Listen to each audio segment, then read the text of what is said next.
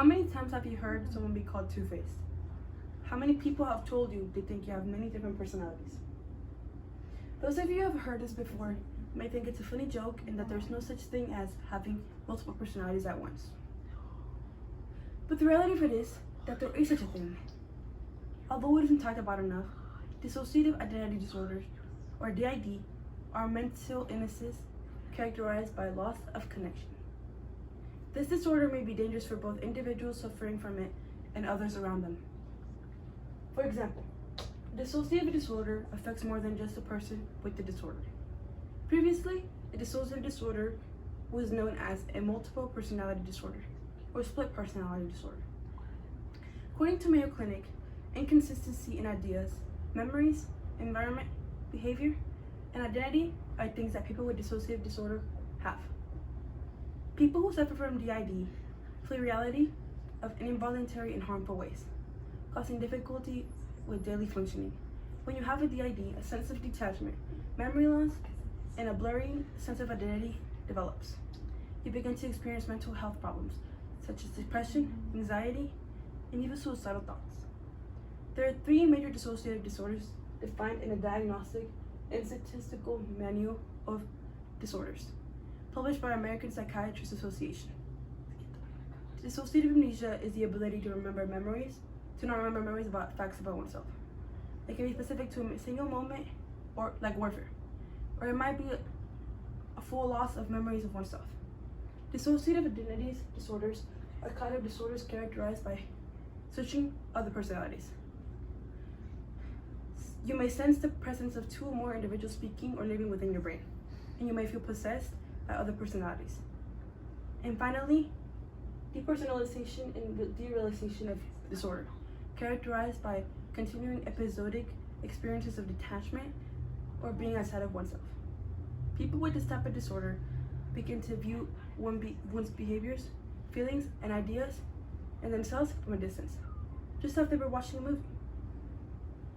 Now that we know what a DID is and what the symptoms are, we can begin to understand who gets it and what aids to cause it. A DID usually develops with overwhelming experiences, trauma, or abuse. DID is typically the outcome of sexual abuse and physical abuse as a young kid. This condition is a mechanism of people to remove themselves from or detach from trauma. According to dissociative identity disorder research, most contemporary researchers estimate that the prevalence of DID are between 0.1 and 2%, with the estimates as high as 3 to 5%. When experiencing trauma, the brain protects itself and goes into fight or flight mode.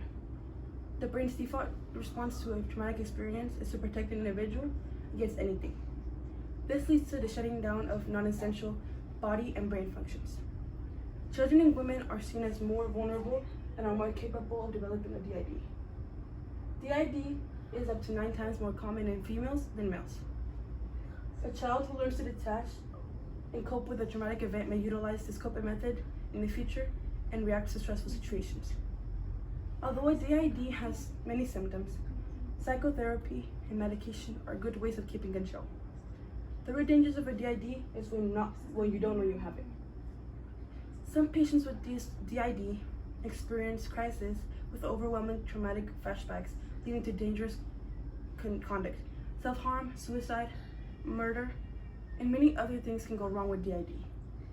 For example, Tracy Wilkinson, an Australian murderer who suffered from a DID. Tracy suffered from a multiple personality disorder. She experienced amnesia as a self-perception. She had extreme attachment and suppressed emotion. Nobody noticed that she was suffering from a DID. According to a psychologist's report, the personality she had included Little Tracy, a childlike, innocent personality; Big Tracy, a woman with severe depression; The Observer, a disconnected, icy personality; Bobby, a frightened, rural person; and Ivor, her grandmother. Tracy committed a severe crime that was driven by a disorder she had no idea she had. Now we know what a DID is, what can cause a DID, and how dangerous it can be. In conclusion, dissociative disorder personality disorder, or a DID, can mess with an individual's head. A DID can be very dangerous and can be caused by severe traumatic experience. So, after reading about what a DID is, how many people think it is important to always be aware of what others suffer from?